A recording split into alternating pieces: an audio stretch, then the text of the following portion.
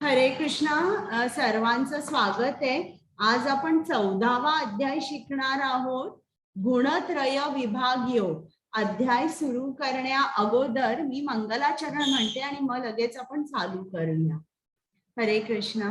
ओम अज्ञानतिमिरान्धस्य ज्ञानाञ्जन शलाकया चक्षुरुन्मीलितं येन तस्मै श्री गुरवे नमः. श्री चैतन्य मनोभीष्टं स्थापितं येन भूतले स्वयं रूप गदामह्यं ददाति स्वपदान्तिकं. नम ओं विष्णुपादाय कृष्ण पृष्ठाय भूतले श्रीमते भक्ति वेदांत स्वामिन् इति नामिने. नमस्ते सारस्वते देवे गौरवाणी प्रचारिणे निर्विशेष शून्यवादी पाश्चात्य देश तारिणे. हे कृष्णा करुणा सिंधु दीनबंधु जगतपते गोपेश गोपिका कांत राधा कांत नमोस्तुते. तप्त कांचन गौरांगी राधे वृंदावनेश्वरी वृषभानुसुते देवी प्रणमामि हरिप्रिये. जय श्री कृष्ण चैतन्य प्रभु नित्यानंद श्री अद्वैत गदाधर श्रीवासादि गौर भक्त वृंद. हरे कृष्ण कृष्ण कृष्ण हरे हरे हरे राम राम राम हरे हरे.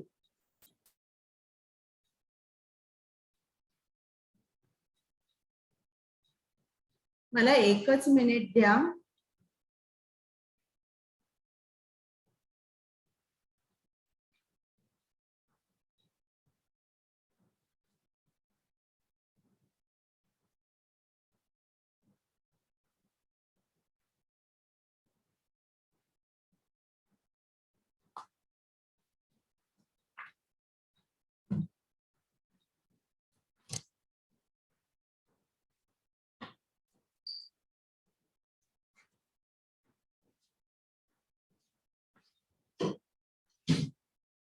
चला आता आपण अध्याय चालू करण्या अगोदर ज्यांच्या आनंदासाठी पल्लवी माताजी आले ते कोर्स ज्यांच्या आनंदासाठी येते माताजी मी.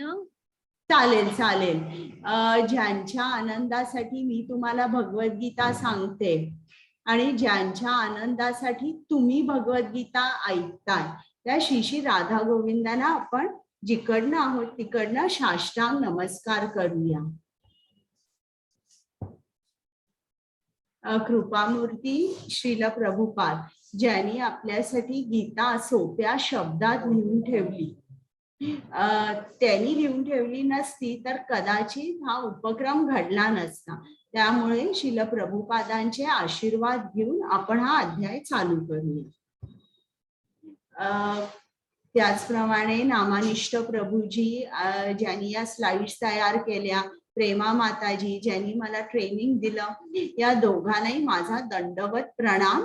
आणि आता हा अध्याय चालू करूया. काल आपण काय काय बघितलं? 13व्या अध्यायात अर्जुनाने प्रश्न विचारले. प्रकृती म्हणजे काय, पुरुष म्हणजे काय, क्षेत्र म्हणजे काय, क्षेत्रज्ञ म्हणजे काय, ज्ञान म्हणजे काय आणि ज्ञेय म्हणजे काय.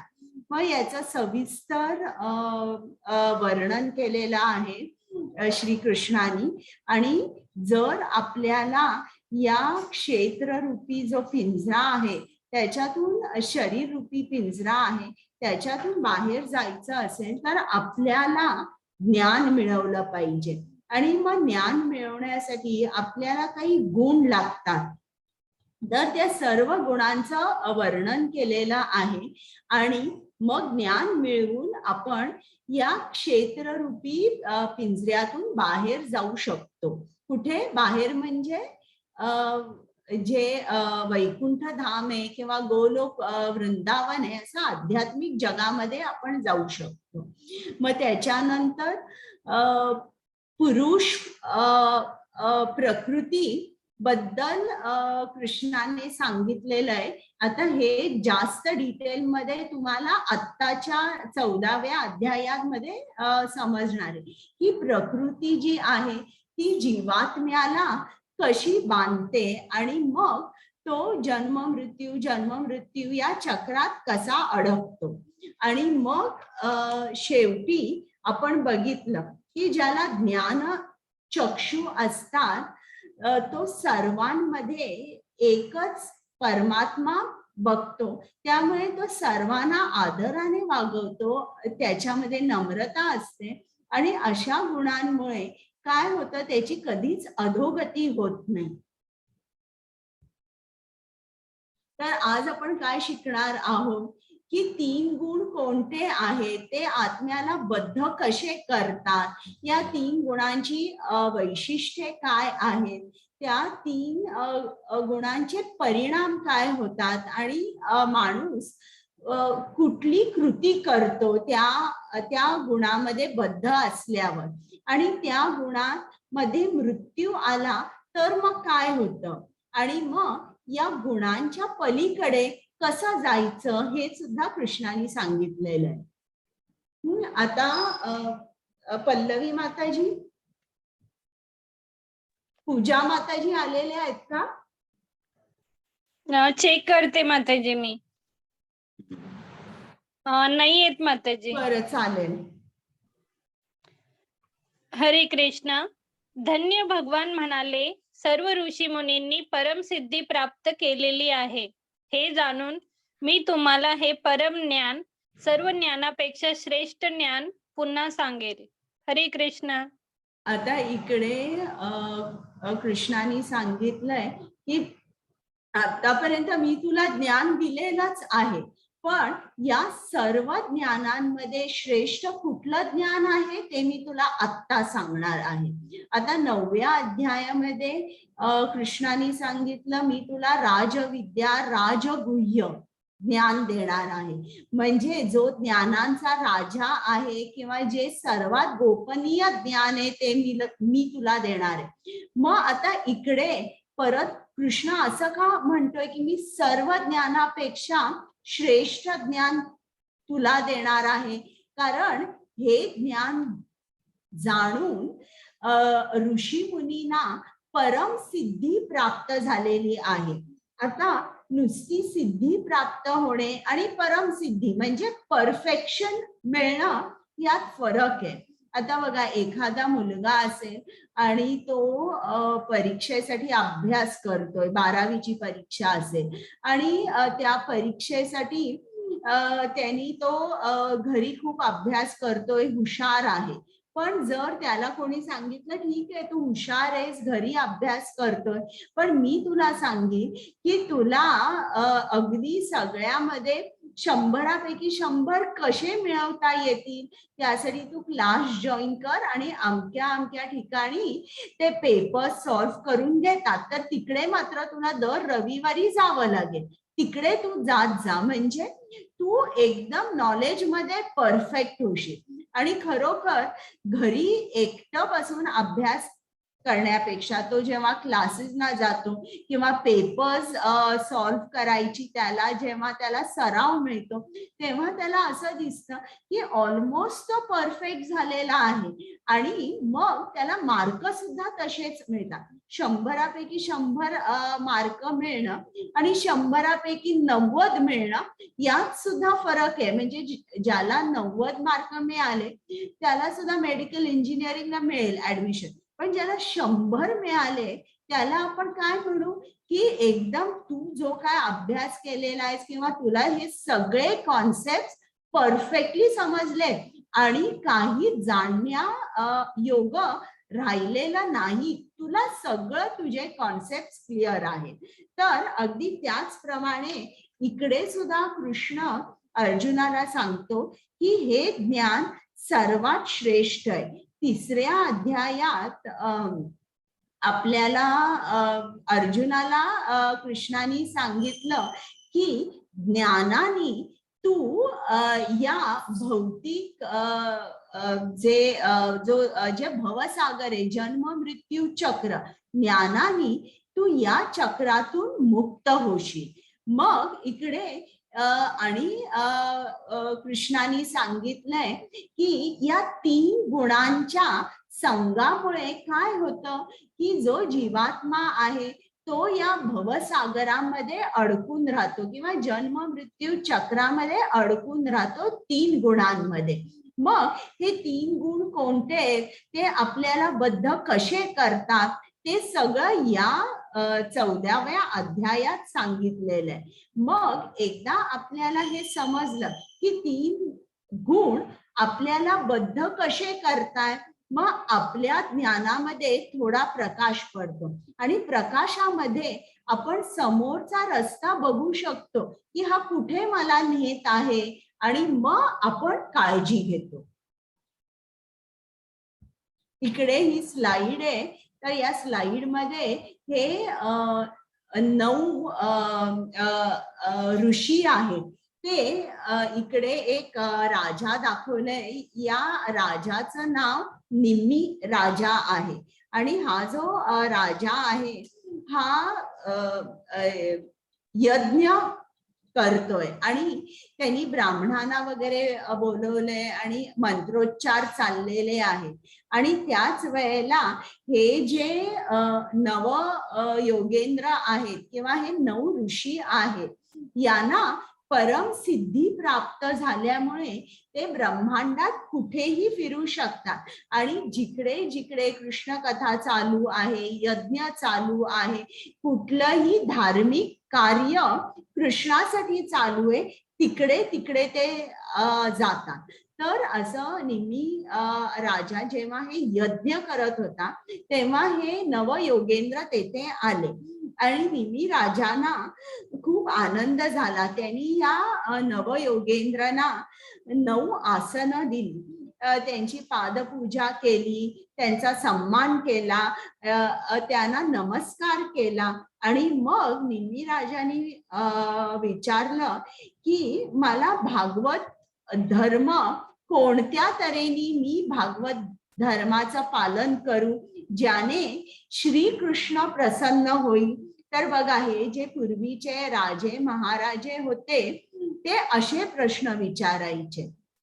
आता इकडे बघा, हे जे आपल्याला कृष्ण आता श्रेष्ठ ज्ञान सांगणार आहे या 14व्या अध्यायात. आता तुम्हाला माहितीये ज्ञानाचं ध्येय म्हणजे काय, कालच मी तुम्हाला सांगितलं. ज्ञेय म्हणजे परमात्मा. ज्ञानाचं ध्येय असलंच पाहिजे कुठलं तरी. समजा जर एक विद्यार्थी आहे, तर जर त्याला माहित असेल त्याचा पुढचा गोल काय आहे, त्याला कुठे जायचंय, काय शिकायचंय, काय बनायचंय, जर त्यांना हे माहित असेल तर तो निश्चितच चांगला विद्यार्थी होईल, चांगल्या तऱ्हेने अभ्यास करेल, कारण त्याचा गोल क्लिअर आहे.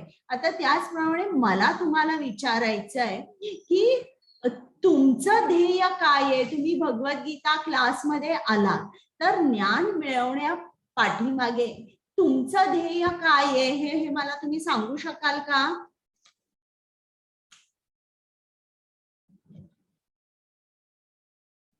सांगा बरं.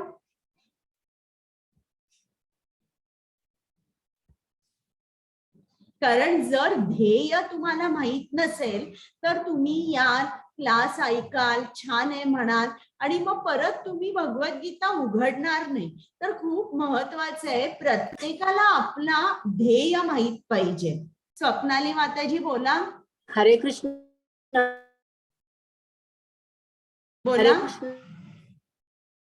माझं धैर्य आहे की मी आता कृष्ण भक्तीमध्ये अखंड, माझं धैर्य आहे की मी कृष्ण भक्तीमध्ये अखंड बुडून जावं आणि तिथपर्यंत पोहोचावं. हा माझा गोल आहे. मी आत्ताच इकडे जॉईन झालेली आहे, तर मला माझं धैर्य हेच असेल.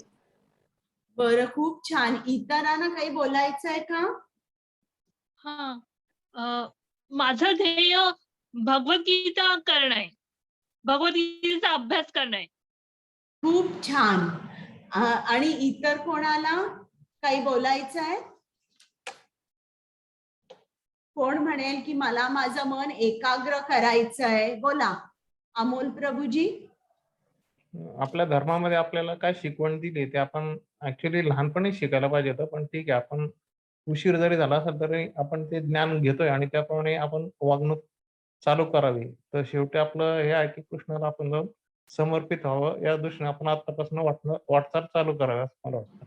बरोबर आहे. तर ध्येय असणं खूप महत्वाचं आहे. जर ध्येय नसेल तर आपण अभ्यास करू शकणार नाही. तुमचं छोटं छोटं जरी ध्येय असेल की मला माझी लाईफस्टाईल इम्प्रूव्ह करायची आहे, मला फोकस आणायचा आहे, किंवा मी नेगेटिव्ह इमोशन्सनी किंवा क्रोध म्हणा, लोभ म्हणा, यांनी मी खूप डिस्ट्रॅक्ट होतो आयुष्यामध्ये, हे सगळं मला कमी करायचंय.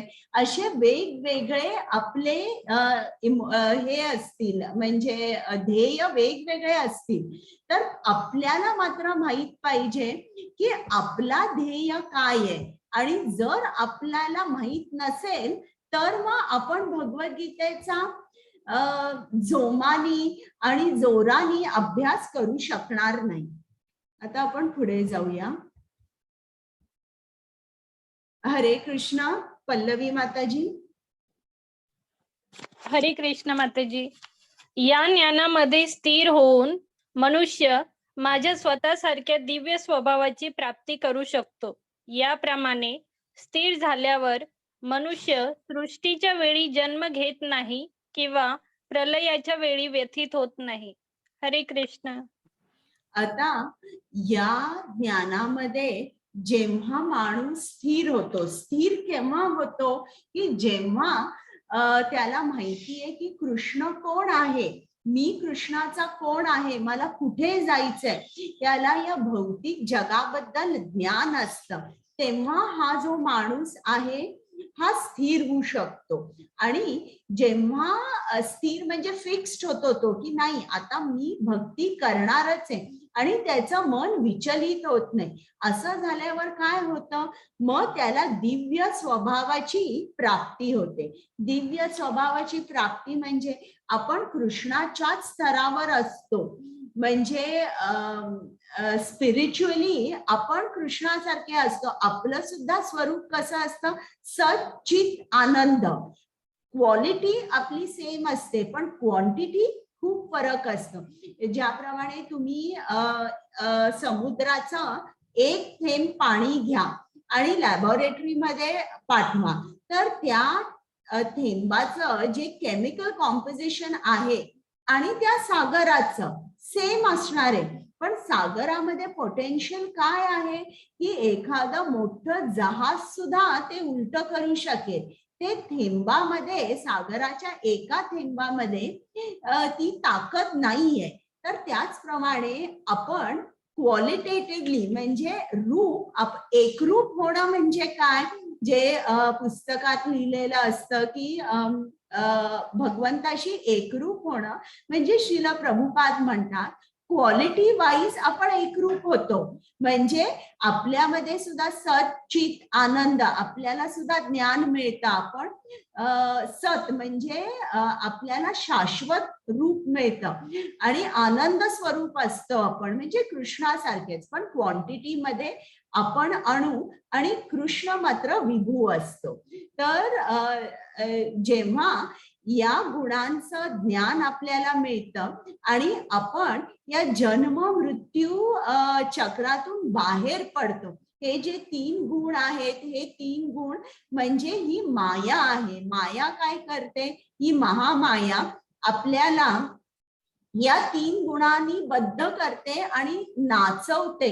पपेट शो तुम्ही बघितलाय का? त्या पपेट्स दोऱ्या एका माणसाच्या हातात असतात, तो नाचवत असतो तसं. आणि जेव्हा आपण या 3 गुणांच्या पलीकडे जातो तेव्हा मात्र देवाची दैवी शक्ती किंवा दैवी प्रकृती जी असते, जिला योग माया म्हणतात, योग मायाच्या आश्रयाखाली जेव्हा आपण जातो तेव्हा मात्र आपल्याला हे सच्चित आनंद स्वरूप प्रदान केलं जातं.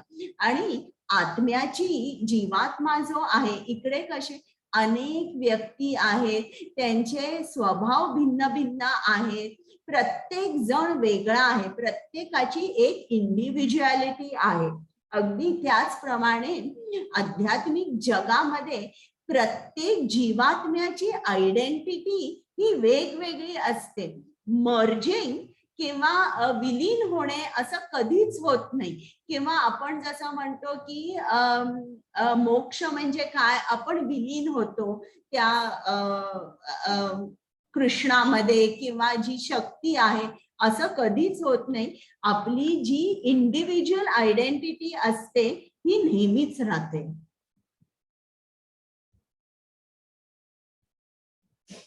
हरे कृष्ण.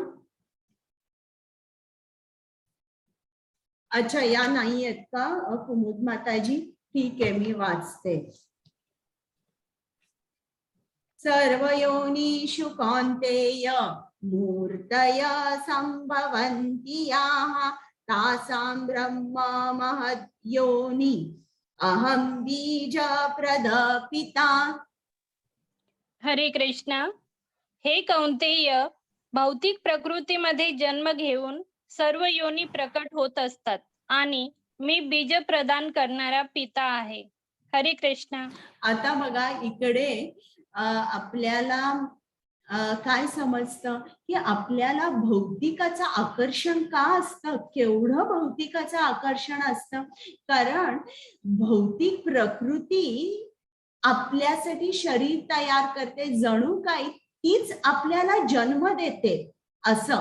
पण आपण जेव्हा शास्त्र उघडतो तेव्हा आपल्याला समजतं की आपलं खरोखर उगम स्थान जे आहे तो कृष्ण आहे. इकडे शिला प्रभुपादांनी खूप चांगलं उदाहरण दिलं की एक विंचू असतो आणि ती जी मादी विंचू असते ती तिची अंडी एका तांदळाच्या ढिगामध्ये घालते आणि मग त्या अंड्यातून पिल्लं बाहेर आली. आता त्या पिल्लांना जर वाटलं हे तांदूळ म्हणजेच माझी आई, हे अज्ञान झालं ना, आणि त्यांना काहीही त्या तांदळाकडून रक्षण मिळणार नाही की आनंद मिळणार नाही. पण त्याची जी आई असते ती आई त्या पिल्लांचं चांगलं रक्षण करू शकते. त्याचप्रमाणे अगदी अज्ञानामुळे आपल्याला या भौतिकाचं असंच खूप आकर्षण असतं. जेव्हा आपण शास्त्र वाचतो आणि आपल्याला समजतं तेव्हा आपले डोळे खाडकन उघडतात.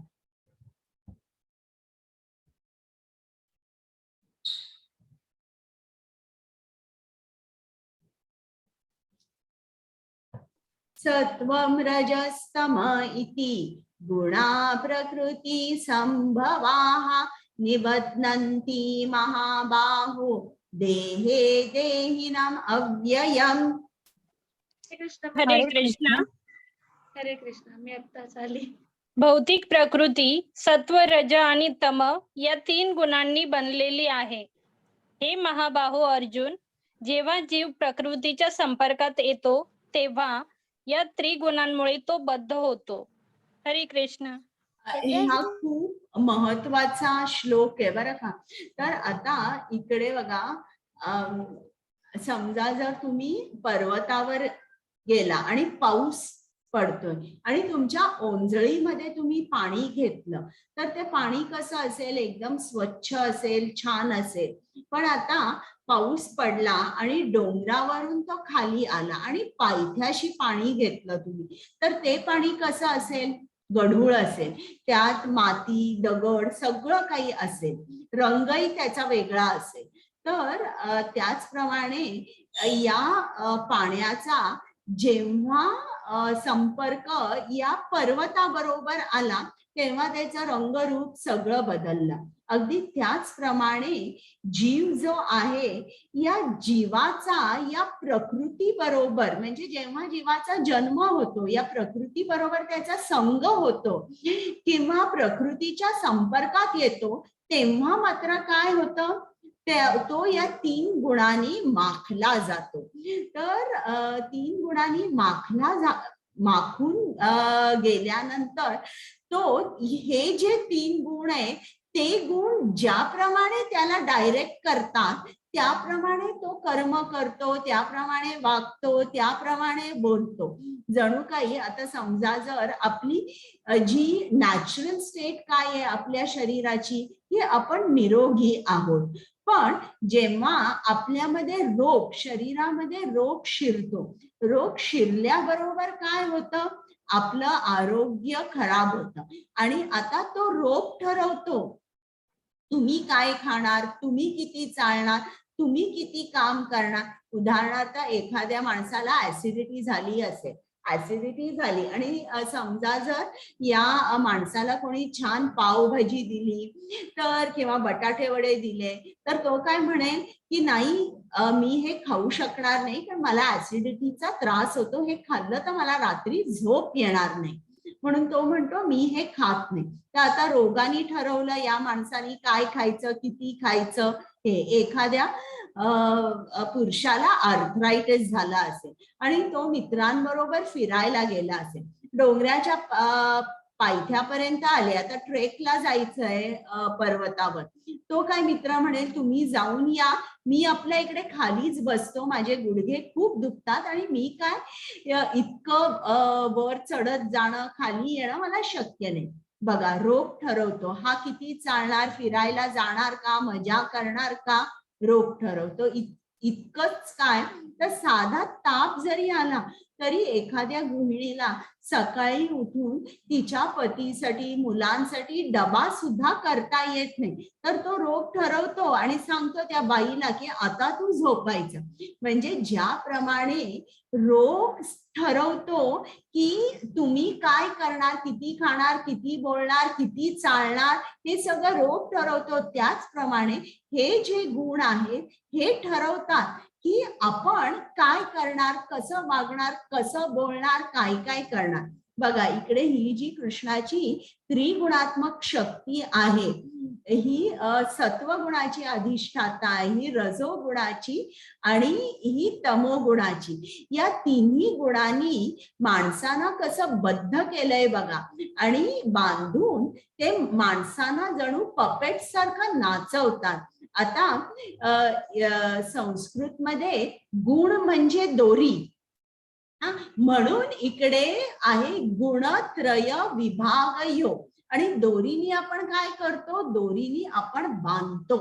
तर आता या तीन गुणांमुळे आपण कसे बद्ध होतो, हे तीन गुण कोण कोणते आता शिकूया. आता पूजा माताजी तुम्ही वाचा. कुमुद माताजी.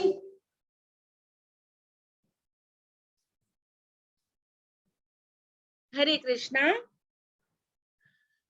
तत्र सत्वं निर्मलत्वात् प्रकाशकमनामयं सुखसंगेन बध्नाति ज्ञानसंगेन च नघ. हरे कृष्णा.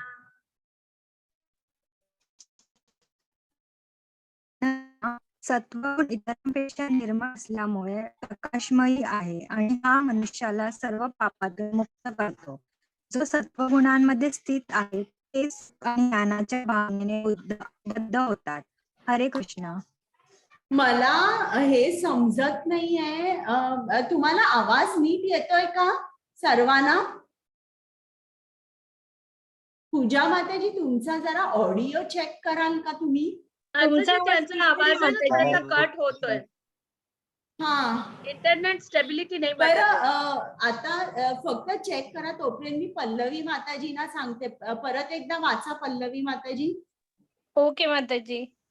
हे अनग अर्जुना, सत्वगुण इतरांपेक्षा निर्मळ असल्यामुळे प्रकाशमयी आहे आणि हा मनुष्याला सर्व पापातून मुक्त करतो. जे सत्वगुणामध्ये स्थित आहेत ते सुख आणि ज्ञानाच्या भावनेने बद्ध होतात. हरे कृष्ण.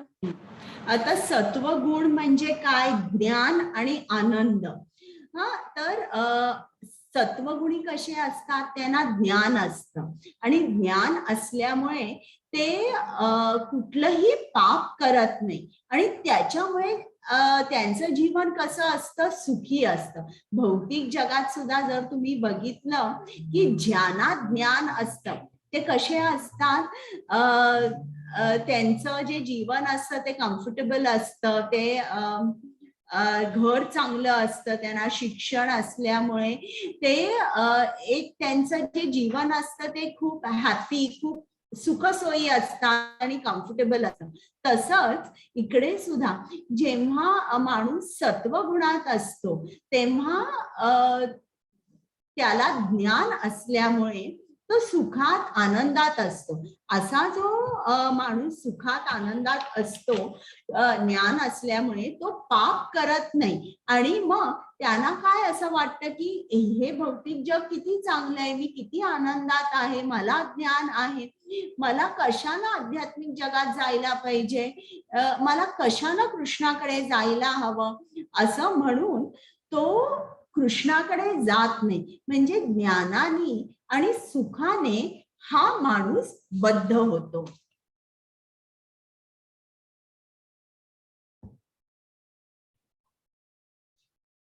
साऊंड येतोय का?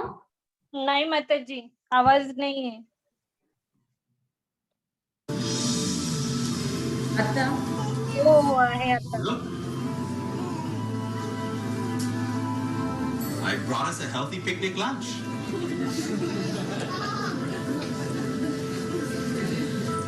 The air is clean here, so peaceful. Here we can get away from the agitating elements of the city. कुमुद माताजी. हरे कृष्णा. रजो रागात्मकं विद्धिः तृष्णा संग समुद्भवम् तन्निबध्नाति कौन्तेय कर्म संगेन देहिनम्. हरे कृष्णा. वाचू माताजी मी? थांबा जरा पूजा माताजी ना बघूया त्यांचे झाले का ऑडिओ बरोबर. पूजा माताजी वाचा.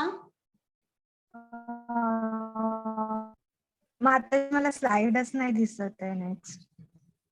हा 1 मिनिट दिसली.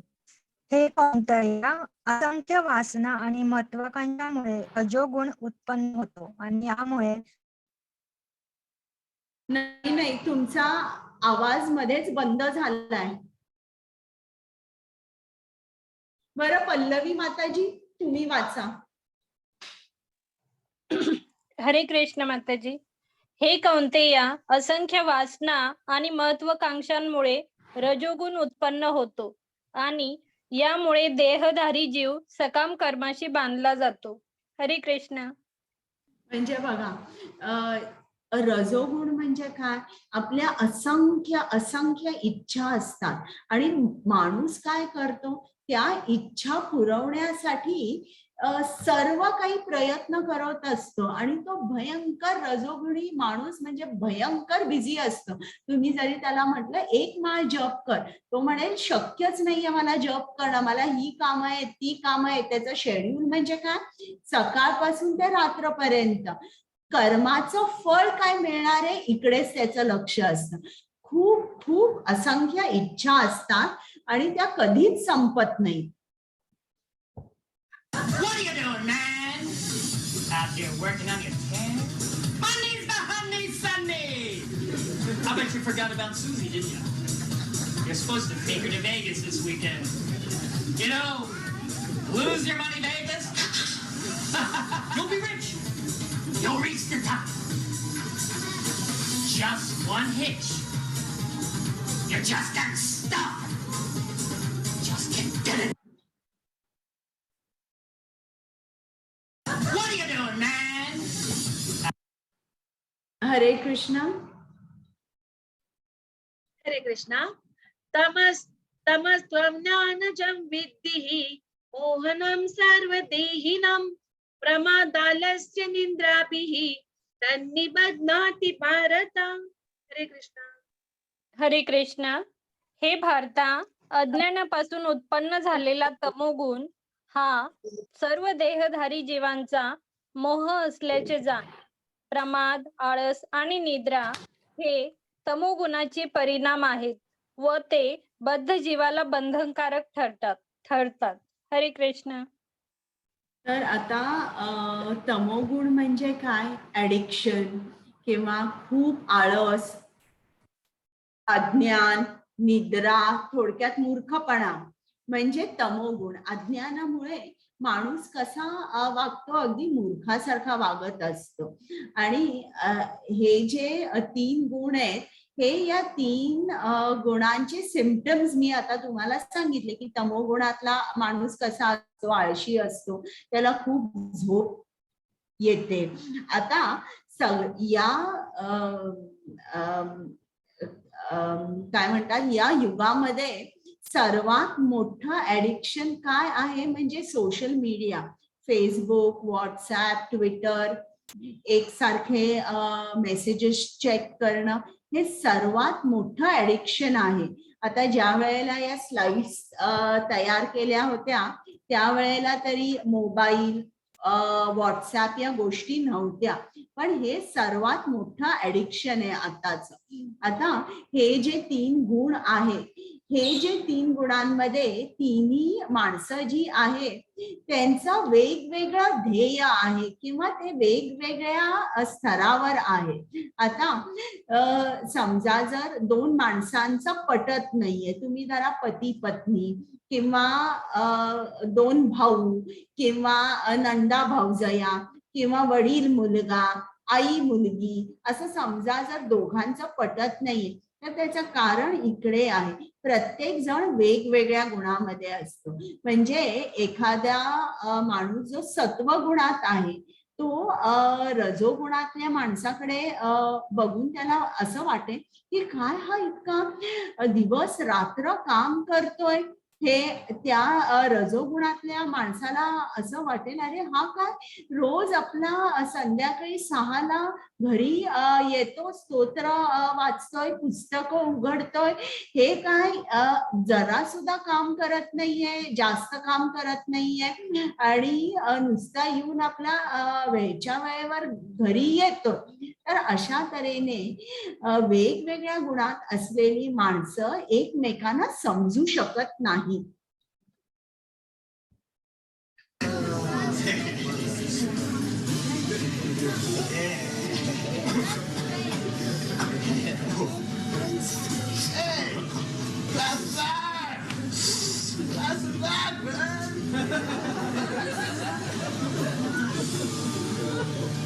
I think you just need to chill with me. I got 6 packs in the fridge, play some video games, watch some TV, shut the curtains and just shut out the world. Sounds good, huh?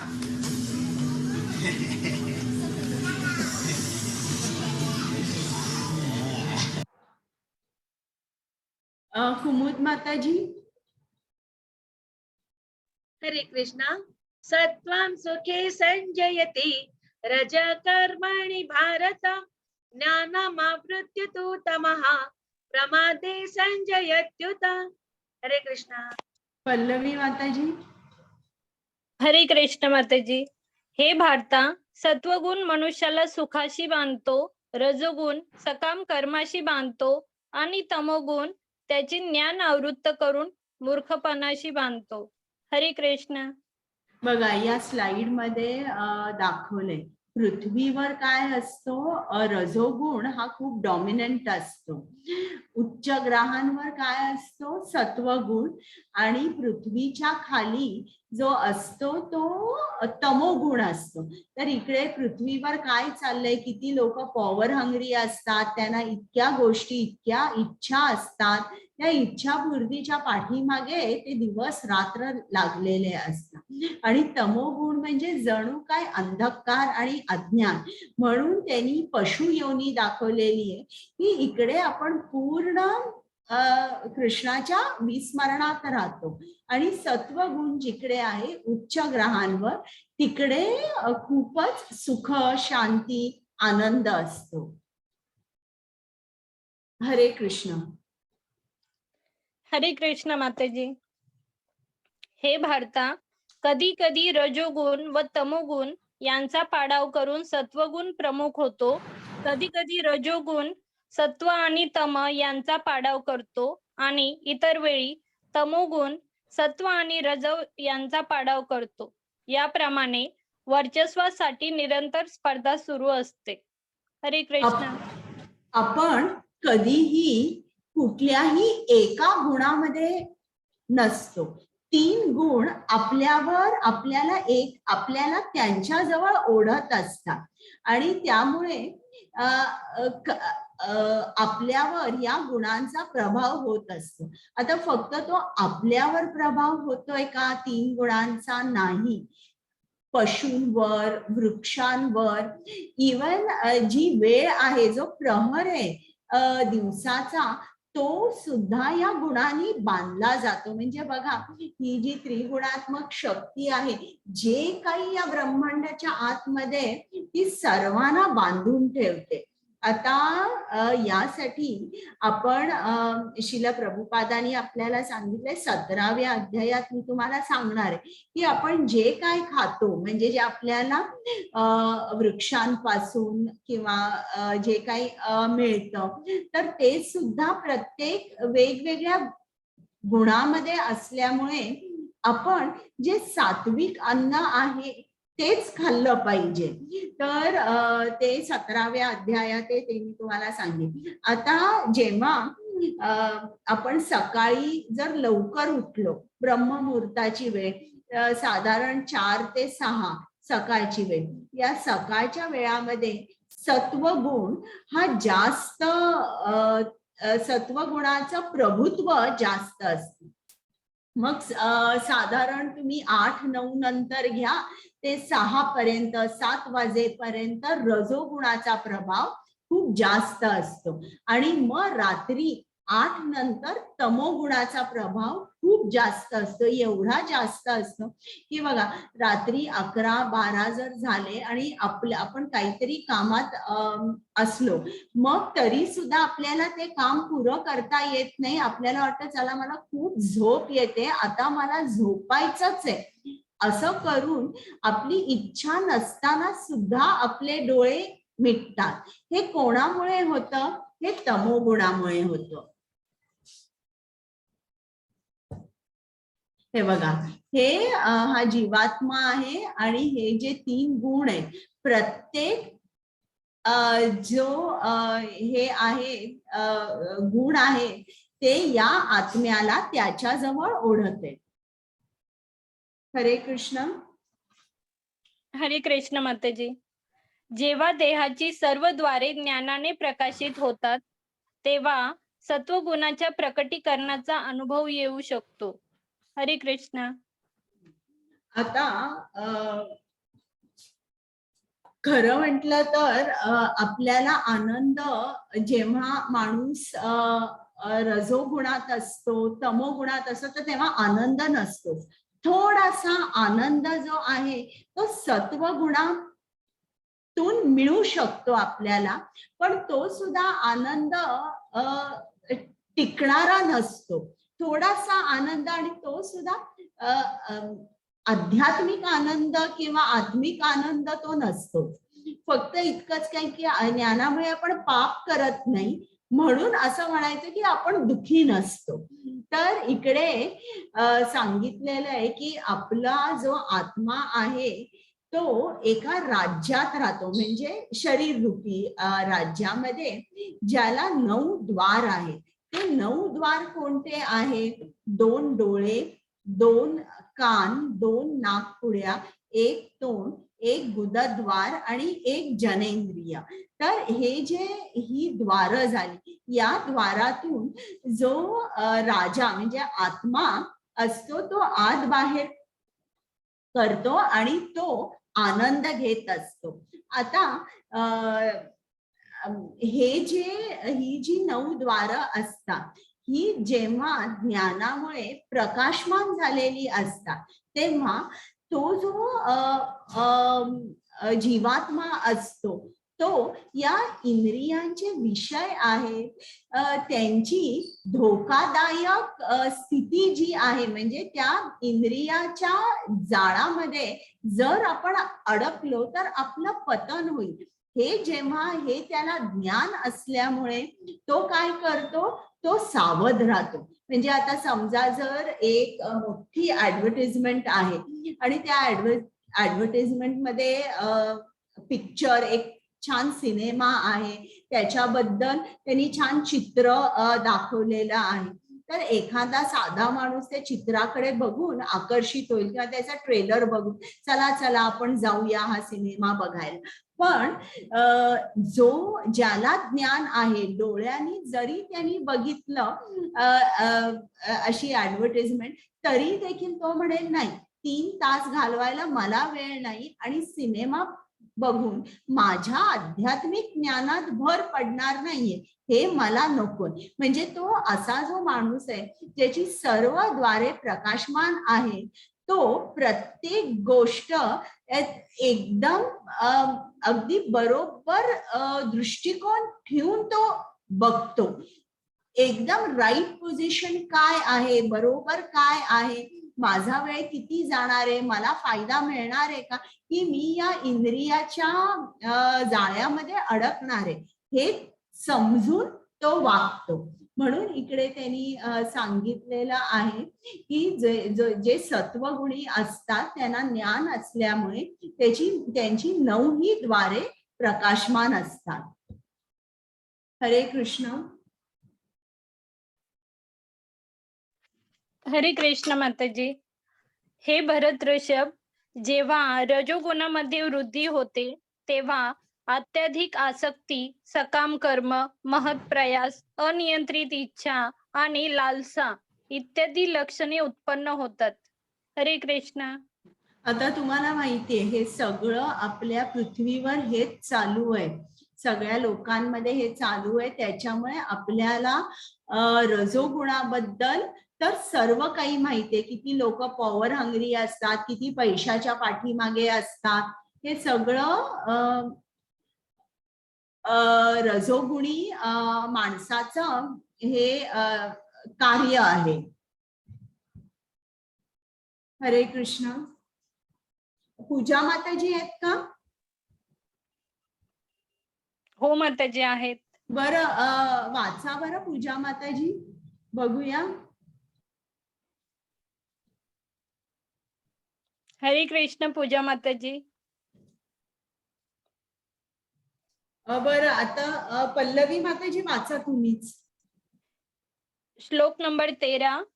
हे कुरुनंदन, जेव्हा तमोगुणामध्ये वृद्धी होते तेव्हा अंधकार, निष्क्रियता, मूर्खपणा आणि मोह हे प्रकट होतात. हरे कृष्ण. आता तमोगुण म्हणजे काय? अज्ञान, मूर्खपणा. ही लोक तमोगुणाने इतकी बांधली असतात की मग आळस, निद्रा, सिगरेट ओढणं, दारू पिणं, हे त्यांना कितीही तुम्ही जरी सांगितलं की हे बरोबर नाहीये, हे तब्येतीला चांगलं नाहीये, ते त्या तमोगुणामध्ये इतके घट्ट बांधलेले असतात की ते तुमचं जरा सुद्धा ऐकणार नाही. आणि बरं, हे तमोगुणामध्ये आहे. आता याच जीवात्म्याची इच्छा आहे. काय इच्छा आहे? की मला दारू प्यायची आहे, मला सिगरेट ओढायची आहे. मग ती इच्छा जी त्याची आहे त्याला प्रकृती त्या गुणात ठेवते, तमोगुणात ठेवते. म्हणजे या सर्व गोष्टी जे आहे, दारूचा, सिगरेटचा, तो आनंद घेऊ शकतो. जर प्रकृतीने त्याला सत्वगुणात ठेवलं तर तो दारूच्या बाटलीला सुद्धा हात नाही लावणार. तर असं आपल्याला लक्षात आलं पाहिजे की हे त्याच माणसाची इच्छा असते, म्हणून प्रकृती त्याला तमोगुणात ठेवते.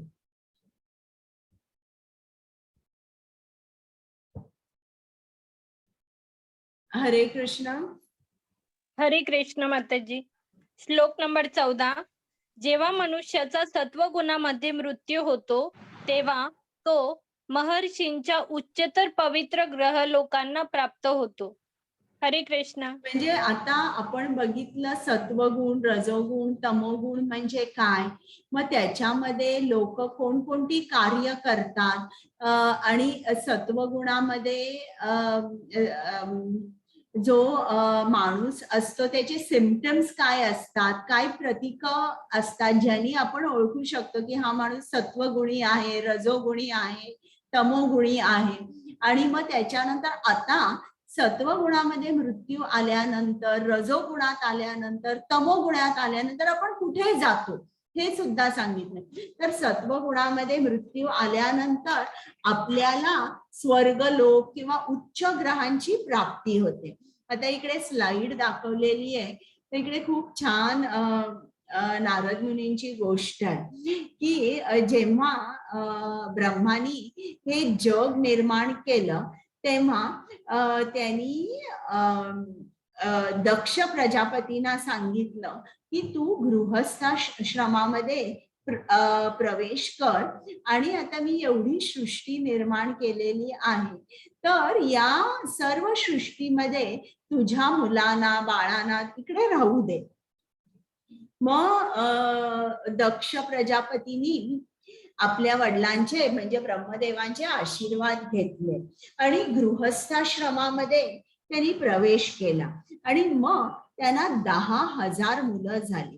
या 10,000 मुलांना त्यांनी उत्तम शिक्षण संस्कार दिले आणि मग ती मुलं मोठी झाली. त्यांचं लग्नाचं वय जेव्हा आलं तेव्हा दक्ष प्रजापतींनी आपल्या त्या 10,000 मुलांना सांगितलं की तुम्ही नारद मुनींकडे जा, नारद मुनींचे आशीर्वाद घ्या आणि मग गृहस्थाश्रमामध्ये प्रवेश करा.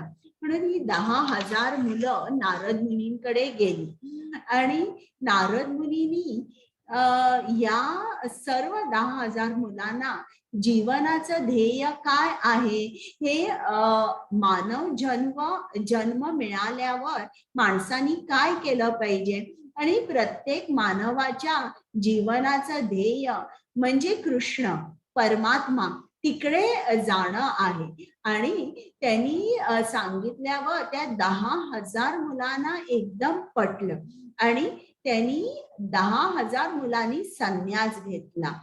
हा परिणाम होतो जेव्हा काही काळासाठी आपल्याला साधू संग मिळतो तेव्हा हा परिणाम होतो. लव मात्र साधू संग सर्व सिद्धी होय. तर या मुलांनी संन्यास घेतला आणि ते दक्ष प्रजापतींकडे जाऊन सांगितलं आम्हाला काही लग्न करायचं नाहीये. मग दक्ष प्रजापतीला खूप राग आला की असं का नारद मुनींनी सांगितलं. पण दक्ष प्रजापती गप्प बसले. मग परत त्यांना 5,000 मुलं झाली. त्यांना सुद्धा उत्तम शिक्षण संस्कार दिले. लग्न करायच्या अगोदर त्यांनी त्या मुलांना सांगितलं तुम्ही नारद मुनींकडे जा आणि त्यांचे आशीर्वाद घ्या. आणि परत नारद मुनींनी त्यांना तेच सांगितलं आणि वर सांगितलं की तुमच्या वडील भावानी संन्यास घेतला आणि तुम्ही लहान भावंड आहात. तुम्ही सुद्धा मोठ्या भावंडांच्या पावलावर पाऊल ठेवून चाललं पाहिजे.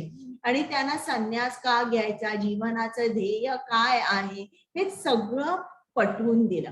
आणि असं झाल्यावर हे 5,000 मुलं सुद्धा संन्यासी झाले. आता मात्र दक्ष प्रजापती खूप चिडला. त्याची 15,000 मुलं संन्यासी झाले होते. म्हणून दक्ष प्रजापतींनी नारद मुनींना शाप दिला की तू माझं गृहस्थाश्रम जीवन जे आहे या गृहस्थाश्रम जीवन तू मला वाढवू देत नाहीयेस. आता मात्र मी तुला शाप देतोय की तुझ्या डोक्यावर कधीच छप्पर नसेल. म्हणजे थोडक्यात तुला कुठलंही तू एक घर म्हणजे एक कायमचा परमनंट रेसिडेन्स असं तुला कधीच नसेल. तू एकसारखा भ्रमण करत राहशील कधी इकडे कधी तिकडे.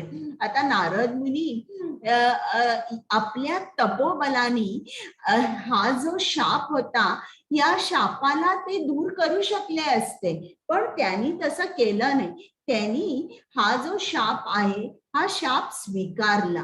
आणि मग श्रील प्रभुपाद गमतीत लिहितात की हे नारद मुनी आपल्याच संप्रदायातले असल्यामुळे ज्याप्रमाणे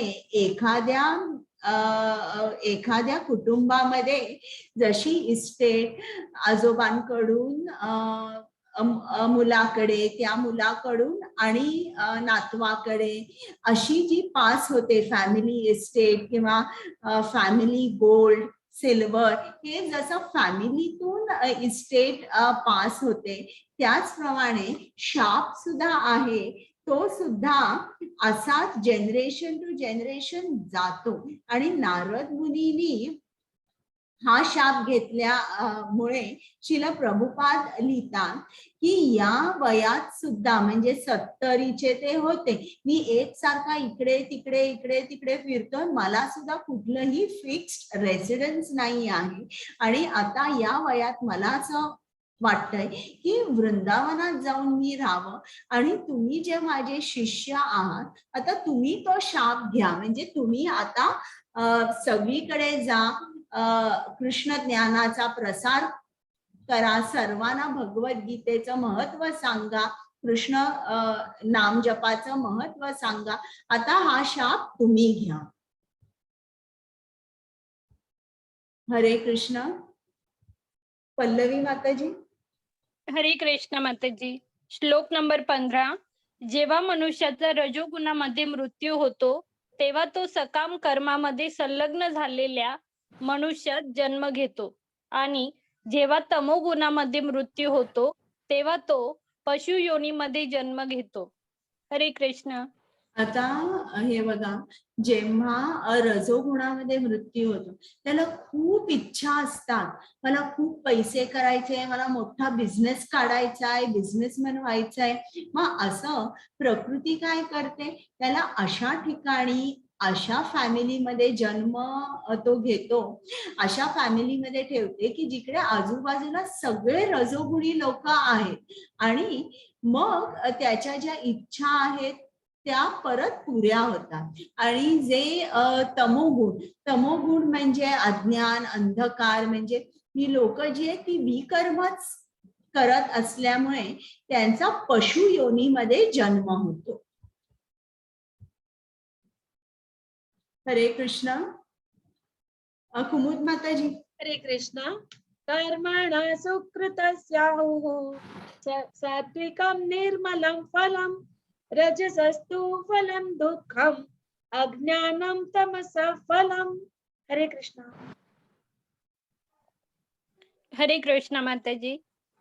पुण्य कर्माचे फळ शुद्ध असते आणि ते शुद्ध सत्वगुणामध्ये असल्याचे म्हटले जाते, परंतु रजोगुणामध्ये केलेल्या कर्माचे फळ म्हणजे दुःख आहे आणि तमोगुणामध्ये केलेल्या कर्माचे फळ म्हणजे मूर्खपणा आहे. हरे कृष्ण. म्हणजे आता यांनी सांगितलंय की प्रत्येक गुणाचं फळ रूपी तुम्हाला काय मिळतं. सत्वगुण म्हणजे तुम्हाला माहितीये तिकडे सुख आनंद असतो, पण रजोगुण म्हणजे काय की आपल्या इच्छा पूर्ण नाही झाल्या की आपल्याला राग येतो, आपल्याला दुःख होतं आणि प्रत्येक इच्छा आपली इतकी असते, बळकट असते, त्या इच्छेशी आपण इतके अटॅच्ड असतो की जरा इकडे तिकडे झालं की आपण दुःखाच्या सागरात बुडून जातो. आणि तमोगुण म्हणजे मी तुम्हाला सांगितलंय अज्ञान, मूर्खपणा. हरे कृष्ण.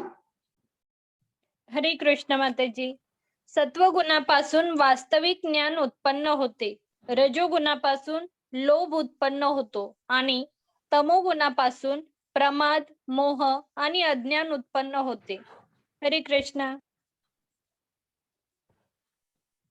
हरे कृष्ण. कुमुद माताजी. हरे कृष्ण. ऊर्ध्वं गच्छन्ति सत्त्वस्थाः मध्ये तिष्ठन्ति राजसः जगन्या गुणवृत्तिस्था अधो गच्छन्ति तामसः. हरे कृष्ण. हरे कृष्ण माताजी. सत्वगुणी मनुष्य क्रमशः ऊर्ध्व गतीने उच्च स्तर लोकांमध्ये जातात. रजोगुणी मनुष्य पृथ्वी लोकात वास करतात आणि जे नित्य तमोगुणात स्थित आहेत, नित्य पाहिजे तिथे, जे नित्य तमोगुणात स्थित आहेत त्यांचे नरक लोकात अधःपतन होते. हरे कृष्ण. बघा इकडे स्लाइड मध्ये दाखवलेलं आहे की सत्वगुणी हे वर जातात म्हणजे स्वर्गात आणि जे तमोगुणी आहेत ते नरकामध्ये जातात, म्हणजे नरक म्हणजे की आपण पशु योनीमध्ये जातो आणि जे रजोगुणात आहेत ते मात्र पृथ्वीवरच राहतात.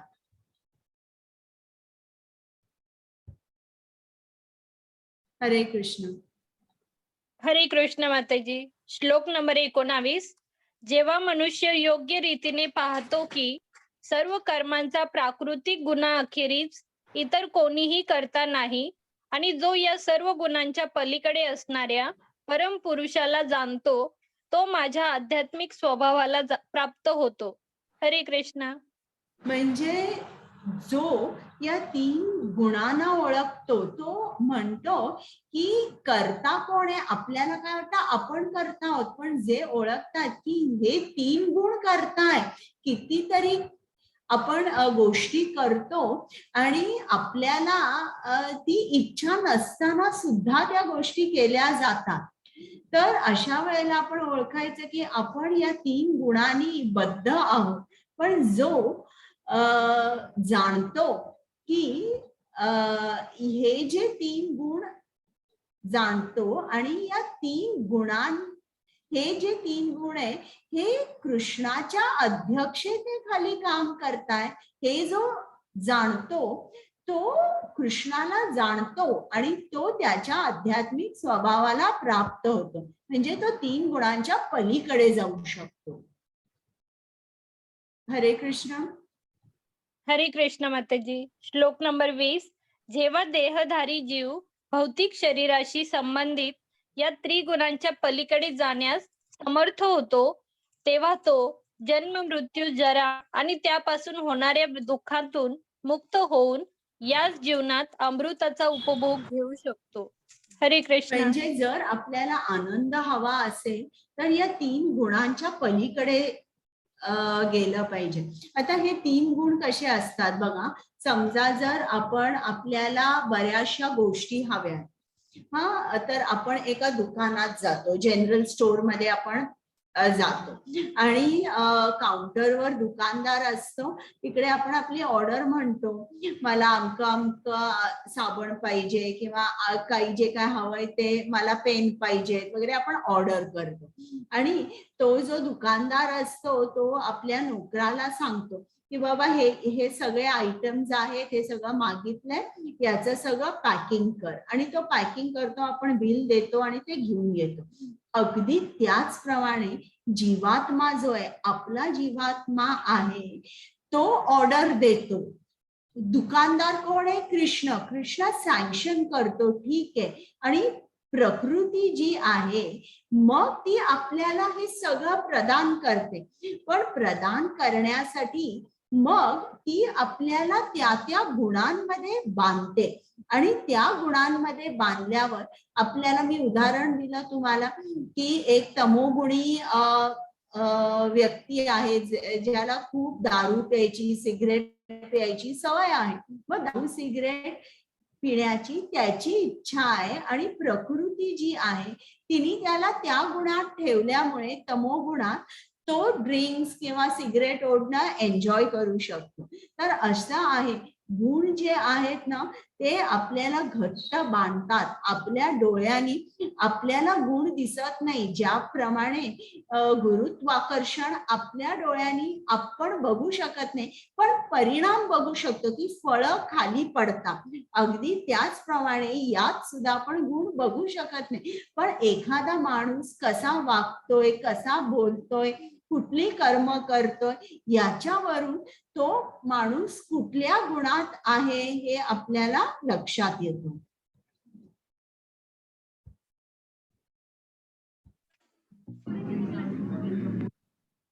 हरे कृष्ण. हरे कृष्ण माताजी. श्लोक नंबर 21. अर्जुनाने विचारले, हे प्रभू, त्रिगुणांच्या अतीत असणारा मनुष्य कोणत्या लक्षणांनी ओळखला जातो, त्याचे आचरण कसे असते आणि तो प्राकृतिक गुणांच्या पलीकडे कसा जातो? हरे कृष्ण. आता अर्जुनाला समजलं, या 3 गुणांनी जर जीवात्म्याला बांधलं तर जन्म मृत्यूतून त्याची कधीच सुटका होणार नाही. मग जन्म मृत्यू पासून जर सुटका व्हायची असेल, त्याला कृष्णाकडे जायचं असेल, तर मग काय केलं पाहिजे हे तो अर्जुन कृष्णाला विचारतोय. आणि इकडे बघा, इकडे तुम्ही बघितलं ही त्रिगुणात्मक शक्ती जी आहे हिने किती घट्ट बांधलेलं आहे, जाळं आहे आणि आपण याच्यामध्ये अडकलेलो आहे. जर आपल्याला कृष्णाकडे जायचं असेल तर आपण फक्त काय आहे, हरे कृष्ण कृष्ण कृष्ण हरे हरे, हरे राम राम राम हरे हरे, हा मंत्र म्हटला की ही जी दोरी आहे ही आपल्याला बद्ध करू शकत नाही आणि आपण डायरेक्ट आपल्या जीवनाची दोरी कृष्ण आपल्या हातात घेतो आणि मग मात्र आपण या 3 गुणांनी कधीच विचलित होत नाही. आता ते गुण ऐकूया आपण की कुठले गुण आपल्याला बाळगावे लागतात म्हणजे आपण या 3 गुणांच्या पलीकडे जातो. हरे कृष्ण. हरे कृष्ण माताजी. श्लोक नंबर 22 ते 25.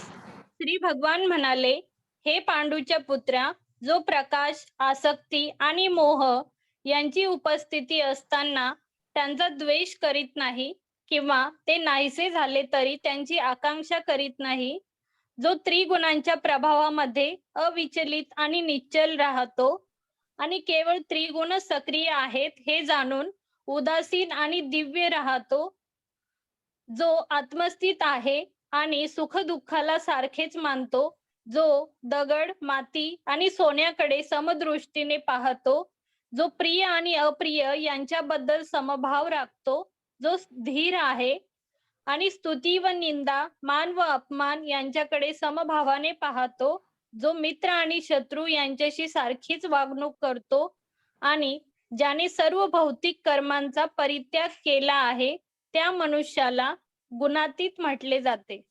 हरे कृष्ण. तर आता बघा, स्तुती, निंदा, मान, अपमान, शत्रू, मित्र यांच्याकडे समभाव केव्हा येतो? जेव्हा आपण ब्रह्मस्तरावर असतो. कालच मी तुम्हाला सांगितलं, जो माणूस ब्रह्मस्तरावर असतो प्रत्येकामध्ये परमात्म्याला बघतो. तो कसा असतो? प्रत्येकामध्ये जो परमात्म्याला बघतो तो आनंदी असतो.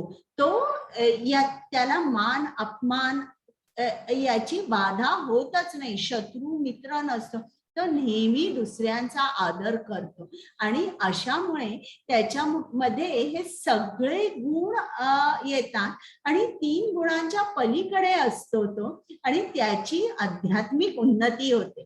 तर पहिल्यांदा आपल्याला कुठल्या स्तरावर गेलं पाहिजे? ब्रह्मभूत स्तरावर गेलं पाहिजे. आता 1-2च श्लोक आहेत. हरे कृष्ण. मां च यो व्यभिचारेण भक्ति योगेन सेवते सगुणान् समतीत्येतान् ब्रह्म भूयाय कल्पते. हरे कृष्ण. हरे कृष्ण माताजी. श्लोक नंबर 26. जो मनुष्य सर्व परिस्थितीत एकनिष्ठ होऊन पूर्णतया भक्तीमध्ये संलग्न होतो तो तात्काळ त्रिगुणांच्या पलीकडे जातो आणि ब्रह्मस्तराप्रत उन्नत होतो. हरे कृष्ण. म्हणजे आता इकडे जर आपल्याला 3 गुणांच्या पलीकडे जायचंय, आपल्याला काय केलं पाहिजे? आपल्याला भक्ती सेवेमध्ये व्यस्त राहायला पाहिजे.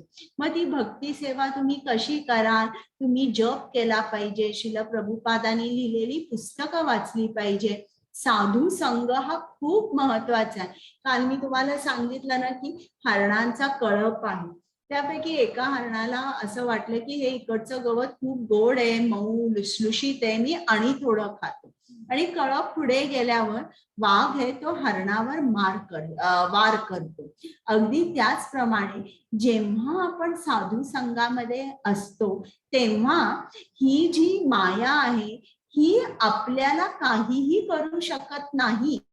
पण ज्या वेळेला आपण या भक्तीतून बाहेर जातो किंवा भक्ती करत नाही तेव्हा मात्र आपण भौतिक लोकांचा संग करतो. भौतिक लोक कशी असतात? तमोगुणी असतात, रजोगुणी असतात. यांच्या बरोबर संग केल्यावर आपण सुद्धा ते गुण आपल्यामध्ये अगदी जरी इच्छा नसेल तरी आपल्यामध्ये ते येतात. ज्याप्रमाणे आंब्याची पेटी आहे आणि एक आंबा काळा झाला की लगेच गृहिणी काय करते, बाकीचे जे तो आंबा काढून टाकते, बाकीचे पण आंबे काळे झाले का चेक करते. अगदी त्याचप्रमाणे आपल्याला लक्षात ठेवलं पाहिजे, भक्ती केली पाहिजे आणि साधू संग आपण कायम ठेवला पाहिजे. कुमुद माताजी. श्री कृष्णा. ब्रह्मणो हि प्रतिष्ठाहम् अमृतस्य व्ययस्य च शाश्वतस्य च धर्मस्य सुखस्य कान्तिकस्य च. हरे कृष्णा. हरे कृष्ण माताजी. आणि परम सुखाची स्वाभाविक स्थिती असणाऱ्या अमृत, अव्यय आणि शाश्वत निर्विशेष ब्रह्मज्योतीचं आधार मी आहे. हरे कृष्ण. आता इकडे बघा, कृष्णाने काय सांगितले. काही लोक म्हणतात ना, कृष्ण म्हणजे शक्ती आहे, कृष्ण म्हणजे प्रकाश आहे, कृष्ण म्हणजे नाद आहे, कृष्ण म्हणजे एनर्जी, देव म्हणजे काय एनर्जी. तर या कोणीही असं म्हटलं ना तर तुम्ही 14.27 हा श्लोक त्यांना सांगा किंवा त्याचा अनुवाद वाचून सांगा. इकडे कृष्णाने काय सांगितलंय, माझ्या शरीराभोवतीचं जे तेज आहे, ती ब्रह्मज्योती जी तुम्हाला दिसते त्याचा आधार मी आहे. म्हणजे मी पुरुष आहे, मला रूप आहे, मला आकार आहे, मी सगुण आहे. माझ्या दिव्य शरीरातून हे जे तेज तुम्हाला दिसतंय त्याच्या पाठीमागे मी आहे, सगुण श्याम सुंदर रूप आहे माझं, त्याच्या पाठीमागे, या ज्योतीच्या पाठीमागे मी आहे. म्हणजे आपल्याला एक समजतं की कृष्ण कसा आहे. कृष्ण पुरुष आहे, दिव्य पुरुष आहे, त्याचं शरीर दिव्य आहे, त्याला सुद्धा एक स्वरूप आहे. तर कृष्ण फॉर्मलेस किंवा नाद, शक्ती, व्हायब्रेशन, प्रकाश असं नाहीये.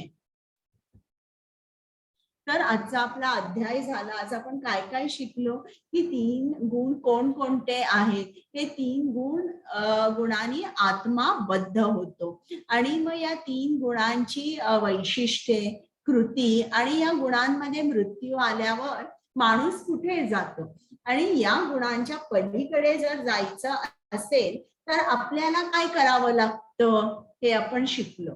आता तुमचे काही प्रश्न आहेत का?